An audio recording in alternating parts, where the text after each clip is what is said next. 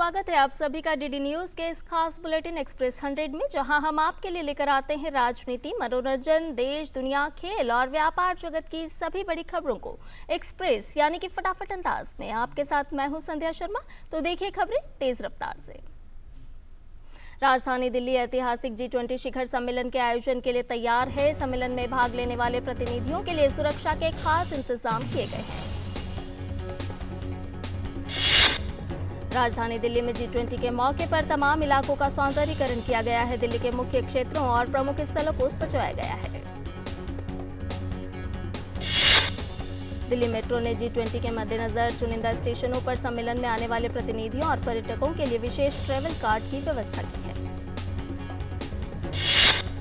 G20 summit की सुरक्षा पुख्ता करने के लिए दिल्ली पुलिस की चौकसी जारी है। एयरपोर्ट से लेकर होटल और बैठक वाली जगह तक मेहमानों को पहुंचाने के लिए खास रोड मैप तैयार किया गया है। G20 के आयोजन स्थल पर चप्पे चप्पे पर हथियारों से लैस कमांडो की तैनाती है। वहीं खास तौर पर VVIP के लिए स्पेशल लेडी कमांडो भी मुस्तैद की गई है।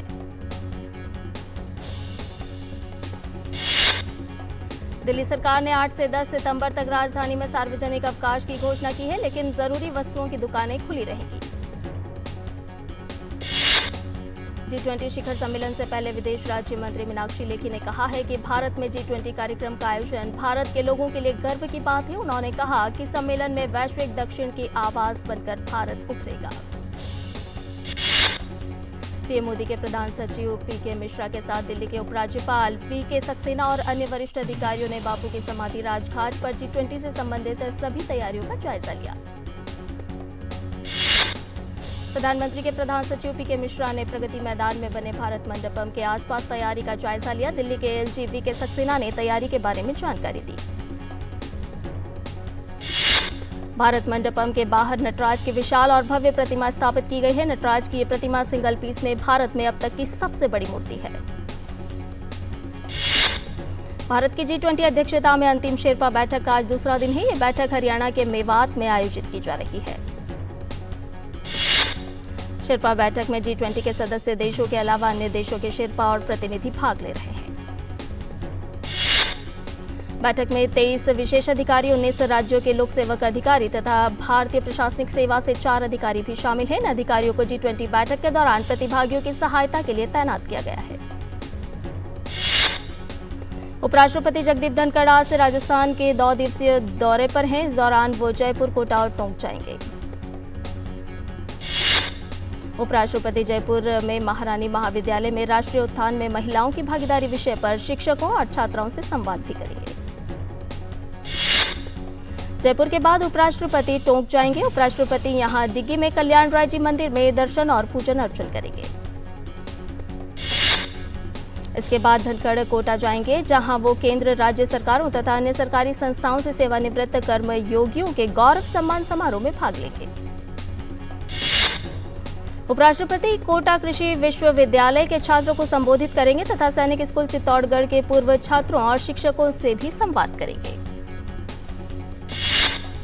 उपराष्ट्रपति के कोटा कार्यक्रमों के दौरान लोकसभा के अध्यक्ष और कोटा के सांसद ओम बिरला तथा केंद्रीय कोयला इस्पात और संसदीय कार्य मंत्री प्रहलाद जोशी भी उपस्थित रहेंगे। इस साल का दूसरा नौसेना कमांडर सम्मेलन आज से नई दिल्ली में शुरू हो रहा है। वर्ष में 2 बार आयोजित किए जाने वाले इस सर्वोच्च सम्मेलन में नौसेना कमांडर महत्वपूर्ण नीतिगत निर्णयों पर विचार करेंगे। 3 दिन के इस सम्मेलन के दौरान नौसेना के वरिष्ठ अधिकारी पिछले 6 महीने के दौरान की गई संचालन, साजो सामान, उपकरण, प्रशिक्षण और प्रशासनिक गतिविधियों की समीक्षा करेंगे। कमांडर्स नौसेना की विभिन्न परियोजनाओं की समीक्षा भी करेंगे। सम्मेलन में अंतर मंत्रालयी पहलों को आगे बढ़ाने के लिए वरिष्ठ अधिकारियों के साथ नौसेना कमांडरों की संस्थागत बातचीत का अवसर भी प्रदान करता है। केंद्रीय मंत्री नितिन गडकरी आज राजधानी दिल्ली में सड़क परिवहन और राजमार्ग मंत्रालय के सभी ROPD ED की बैठक को संबोधित करेंगे। केंद्रीय मत्स्य पालन, पशुपालन और डेयरी मंत्री पुरुषोत्तम रुपाला मुंबई के यशवंतराव चव्हाण केंद्र में 1 दिवसीय मत्स्य पालन के लिए KCC पर राष्ट्रीय सम्मेलन की अध्यक्षता करेंगे। और फिलहाल लेते हैं एक छोटा सा ब्रेक, जल्द हाजिर होंगे। अर्जुन, एग्जाम्स में you made us really proud. अब आगे क्या सोचा है? पापा, मैंने IIT जाना है और इंजीनियर बनना है। थिंक IIT, थिंक विद्या मंदिर।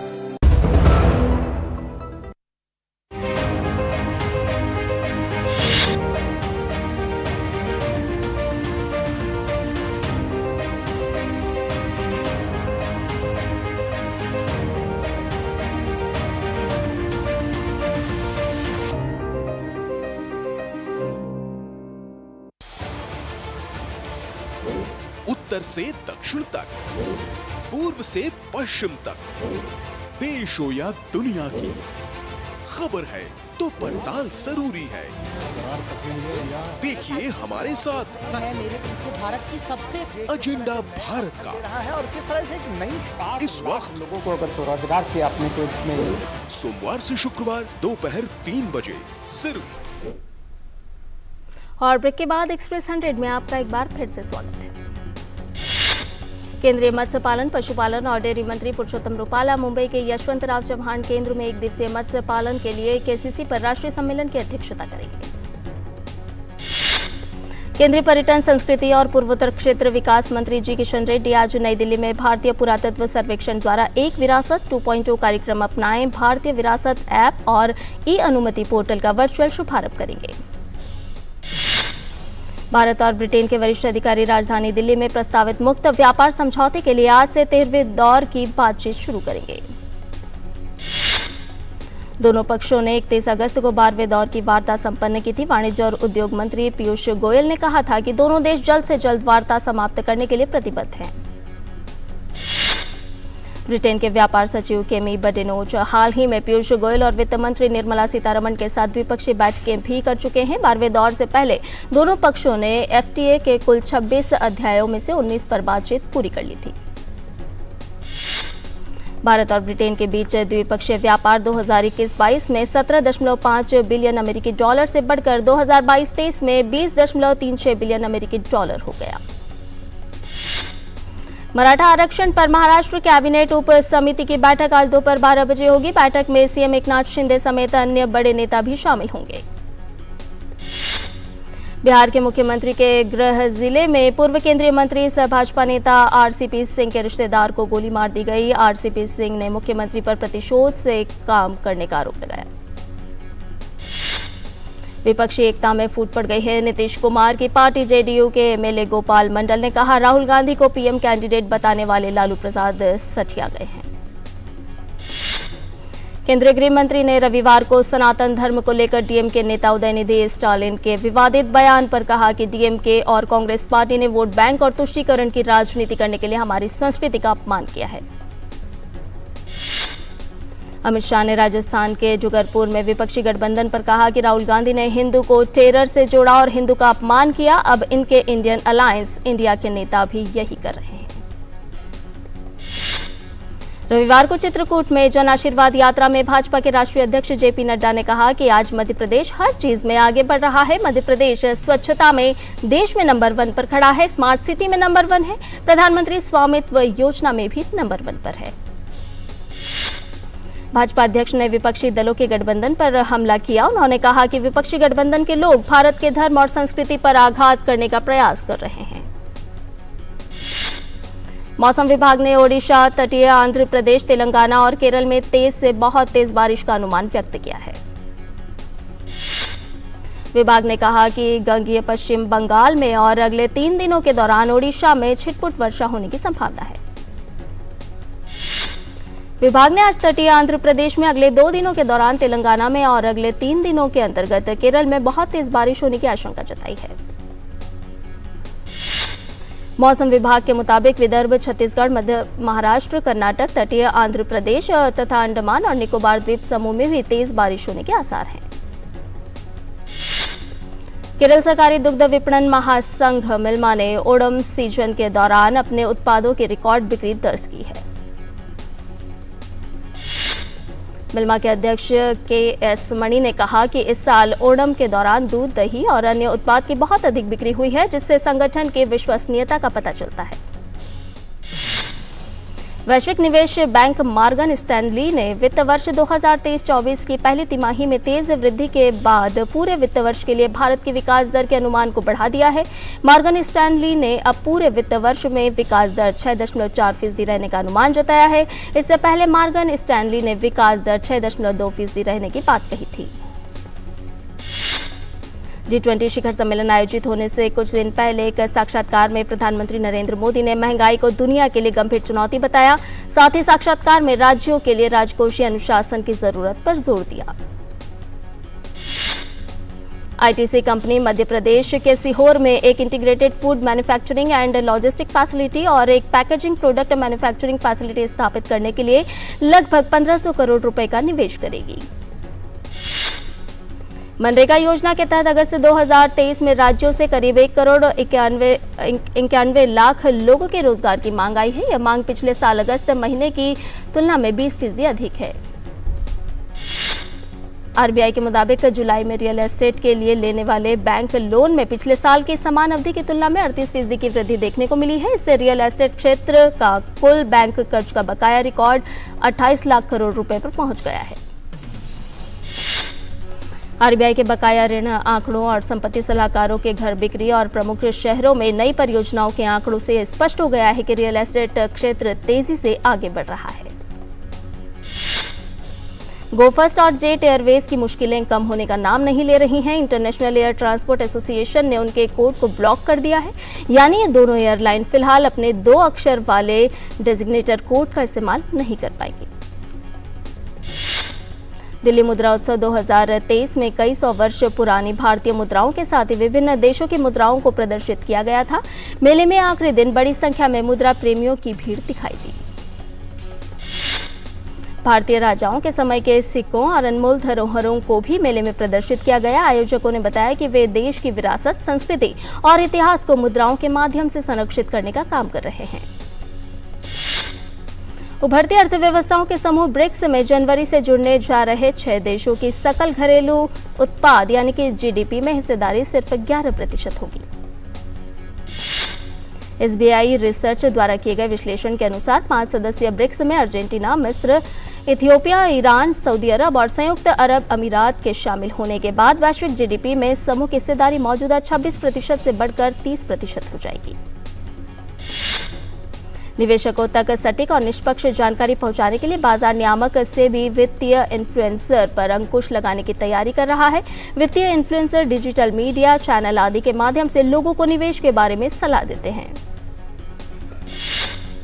भारत द्वारा रूस से आयात किए जाने वाले कच्चे तेल में अगस्त में गिरावट देखने को मिली है। आंकड़ों के मुताबिक अगस्त लगातार तीसरा महीना है जब रूस से कच्चे तेल के आयात में कमी आई है।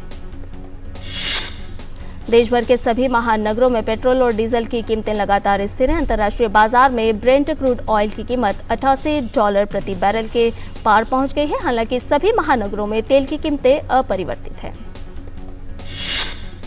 अमेरिकी राष्ट्रपति जो बाइडेन ने कहा है कि चीनी राष्ट्रपति शी जिनपिंग के भारत में G20 नेताओं के शिखर सम्मेलन में भाग न लेने से निराश हैं।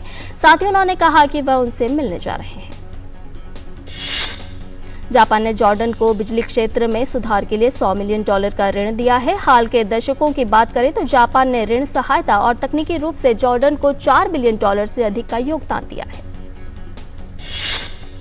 काठमांडू में आयोजित 3 दिवसीय काठमांडू कलिंगा लिटरेरी फेस्टिवल का सफलतापूर्वक समापन हुआ। महोत्सव का उद्घाटन नेपाल के विदेश मंत्री NP सौद द्वारा किया गया था। काठमांडू कलिंगा लिटरेरी फेस्टिवल में भारत, भूटान, बांग्लादेश और श्रीलंका समेत नेपाल के कवियों, लेखकों और उपन्यासकारों ने हिस्सा लिया। इस आयोजन का उद्देश्य साहित्यिक और सांस्कृतिक गतिविधियों को बढ़ावा देना है। और बुलेटिन में फिलहाल लेते हैं एक ब्रेक। आप देखते रहिए DD न्यूज। अर्जुन, एग्जाम्स में you made us really proud. अब आगे क्या सोचा है? पापा, मैंने IIT जाना है और इंजीनियर बनना है। Think IIT, think Vidya Mandir.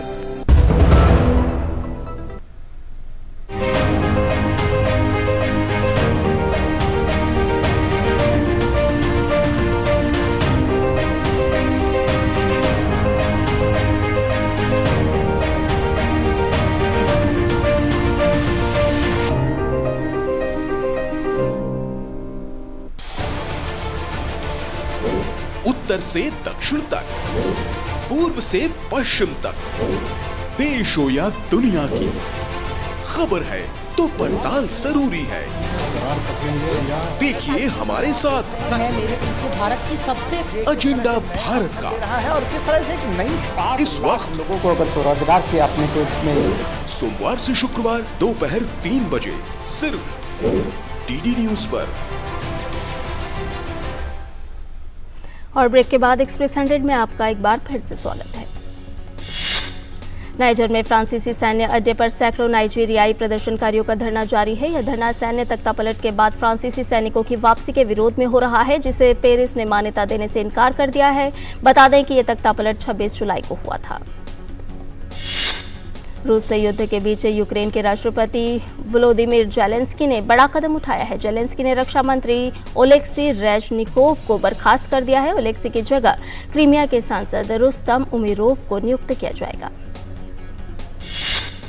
Zelensky ने अपने आधिकारिक टेलीग्राम अकाउंट पर यह घोषणा करते हुए कहा कि 550 दिनों से ज्यादा समय से चल रहे इस युद्ध को उमेरोव जैसे नए नेतृत्व की आवश्यकता है। उन्होंने कहा कि रक्षा मंत्रालय को सेना और आम लोगों दोनों के साथ नए दृष्टिकोण और विभिन्न प्रारूपों के तहत बातचीत बढ़ाने की आवश्यकता है।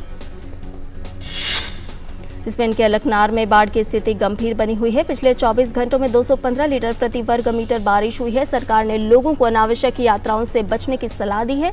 स्थानीय मौसम केंद्र ने कैटेलोनिया और अन्य क्षेत्र के लिए आज भी तूफान की चेतावनी जारी की है। इजरायली प्रधानमंत्री बेंजामिन नेतन्याहू 2 दिन के साइप्रस दौरे पर हैं, जहां उन्होंने साइप्रस के राष्ट्रपति के साथ द्विपक्षीय वार्ता की। दोनों नेताओं ने राष्ट्रपति भवन में अपनी बातचीत के बाद एक संवाददाता सम्मेलन को संबोधित किया। कुर्दिश और अरब निवासियों के बीच प्रतिद्वंदी विरोध प्रदर्शन के बाद इराक के उत्तरी शहर किरकुक में कर्फ्यू लगा दिया गया है। इराक के प्रधानमंत्री मोहम्मद शिया अल सुदानी ने किरकुक में कर्फ्यू लगाने और दंगा प्रभावित क्षेत्रों में व्यापक सुरक्षा अभियान का आदेश दिया। प्रधानमंत्री ने सभी पक्षों से संघर्ष को रोकने और सुरक्षा, स्थिरता और व्यवस्था बनाए रखने में अपनी भूमिका निभाने का आह्वान किया है। जानकारी के अनुसार किरकुक में कई दिनों से चल रहे तनाव के दौरान हुई हिंसा में कम से कम 3 लोगों की मौत हो गई और 1 दर्जन से अधिक लोग घायल हुए हैं।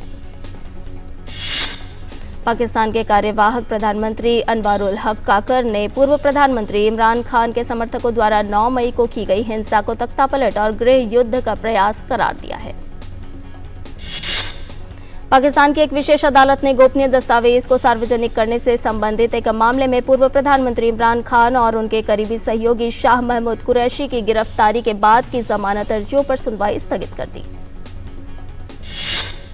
सिंगापुर में भारतीय मूल के 2 मंत्रियों ने 2 सरकारी बंगलों के लिए बाजार मूल्य से कम किराया देने से संबंधित आरोप पर प्रधानमंत्री ली सेन लुंग के छोटे भाई ली सेन यांग पर मानहानि का मुकदमा किया है। ग्रीस के दादिया नेशनल पार्क में लगी आग को बुझाने में दमकल कर्मी लगे हुए हैं। एवरोस के उत्तर पूर्वी क्षेत्र में जंगल की आग में कम से कम 20 लोगों की जान चली गई है। अमेरिकी राष्ट्रपति जो बाइडेन ने तूफान इडालिया से हुए विनाश का सर्वेक्षण करने के लिए फ्लोरिडा का दौरा किया। उन्होंने पीड़ितों से मुलाकात कर उन्हें सांत्वना दी। एशिया कप के 5वें मैच में आज भारत का सामना नेपाल से होगा। सुपर 4 में जगह बनाने के लिहाज से दोनों टीमों के लिए मैच अहम है।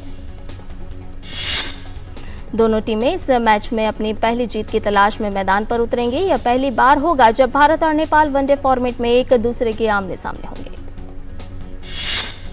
नेपाल के खिलाफ मैच में भारत के स्टार तेज गेंदबाज जसप्रीत बुमराह नहीं खेल पाएंगे। बुमराह निजी कारणों से श्रीलंका से मुंबई वापस लौट गए हैं। एशिया कप में रविवार को खेले गए मुकाबले में बांग्लादेश ने अफगानिस्तान को 89 रन से हरा दिया। इस जीत के साथ 2 मैचों में 2 अंक हासिल कर लिए हैं और सुपर 4 में जाने की अपनी उम्मीदें जिंदा रखी। दूसरी ओर अफगानिस्तान को इस टूर्नामेंट के अपने पहले ही मैच में हार का सामना करना पड़ा है। अब सुपर 4 में पहुंचने के लिए अफगानिस्तान को श्रीलंका के खिलाफ हर हाल में जीत हासिल करनी होगी। मोहन बागान फुटबॉल क्लब ने डुरंड कप 2023 का खिताब अपने नाम कर लिया है। प्रतियोगिता के रोमांचक फाइनल मैच में मोहन बागान ने अपने चिर प्रतिद्वंदी ईस्ट बंगाल को 1-0 से हराकर खिताब पर कब्जा जमाया। इस जीत के साथ ही मोहन बागान रिकॉर्ड 17वीं बार खिताब अपने नाम करने में सफल रही। मोहन बागान के लिए मैच में इकलौते गोल दिमित्री पेट्रोटस ने किया। मोहन बागान के लिए मैच में इकलौता गोल दिमित्री पेट्रोटस ने किया। उन्होंने 71वें मिनट में गेंद को गोल पोस्ट में डाला। आर्सेनल ने प्रीमियर लीग में तीसरी जीत हासिल कर ली है। मौजूदा सीजन के चौथे मुकाबले में आर्सेनल ने मैनचेस्टर यूनाइटेड को 3-1 से हरा दिया। रविवार को खेले गए रोमांचक मैच में पहला गोल मैन यू की तरफ से रैशफोर्ड ने 27वें मिनट में दागा। आर्सेनल की ओर से मार्टिन ओडेगार्ड, डैक्लेन राइस और गैब्रियल जीसस ने एक-एक गोल किए। प्रीमियर लीग में ही खेले गए एक अन्य मुकाबले में लिवरपूल ने एस्टन विला को 3-0 से हरा दिया। लिवरपूल को इस मैच को जीतने के लिए ज्यादा मेहनत नहीं करनी पड़ी।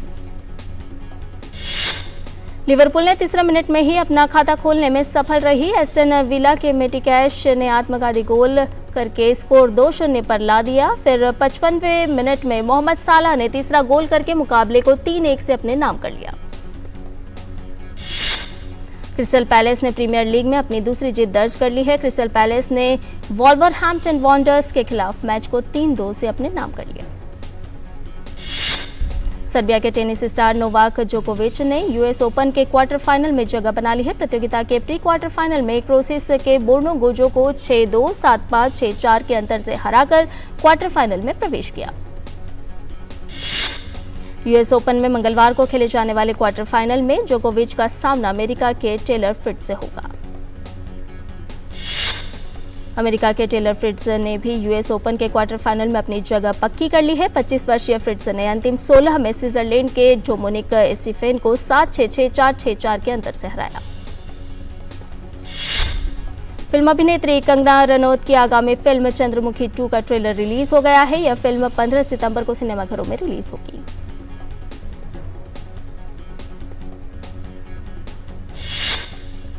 अभिनेता सनी देओल की फिल्म गदर 2 ने बॉक्स ऑफिस पर नया कीर्तिमान स्थापित किया है। फिल्म ने देश भर में कमाई के मामले में 500 करोड़ रुपए का आंकड़ा पार कर लिया है।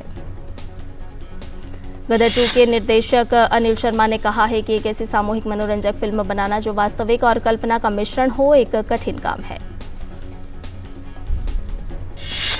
आयुष्मान खुराना की फिल्म ड्रीम गर्ल 2 का भी बॉक्स ऑफिस पर शानदार प्रदर्शन जारी है। फिल्म ने 75 करोड़ से अधिक की कमाई कर ली है।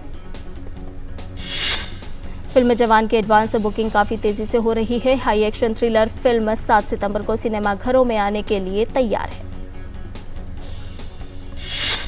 करीना कपूर के बाद जान से जयदीप अहलावत का फर्स्ट लुक जारी। रहस्यमय किरदार में नजर आए एक्टर। सुपरस्टार शाहरुख खान ने कहा कि उनकी बहुप्रतीक्षित फिल्म जवान एक ऐसे व्यक्ति की भावनात्मक यात्रा को रेखांकित करती है जो समाज में गलत चीजों को सुधारने के लिए तैयार है। कॉन एयर के निर्देशक साइमन वेस्ट अपनी अगली फीचर फिल्म अंतरा की शूटिंग उत्तर पश्चिम सऊदी अरब के नेयोम क्षेत्र में करेंगे। हॉलीवुड कलाकार वूपी गोल्डबर्ग और जेरेमी इरविन इतालवी comedy feature film Leopardi and company की टीम के साथ जुड़ गए हैं। इस फिल्म का निर्देशन फेडरिका बियोंडी कर रही हैं। साउथ सुपरस्टार रजनीकांत की फिल्म जेलर 7 सितंबर को अब OTT platform Amazon prime video पर रिलीज होगी। 10 अगस्त को थिएटर में रिलीज हुई इस फिल्म ने विश्व भर में 600 करोड़ रुपए से अधिक का कारोबार किया है। अभिनेत्री करीना कपूर की नेटफ्लिक्स पर आने वाली फिल्म जाने जान का ट्रेलर 5 सितंबर को लॉन्च किया जाएगा। और एक्सप्रेस न्यूज में फिलहाल इतना ही। हमें दीजिए इजाजत। नमस्कार।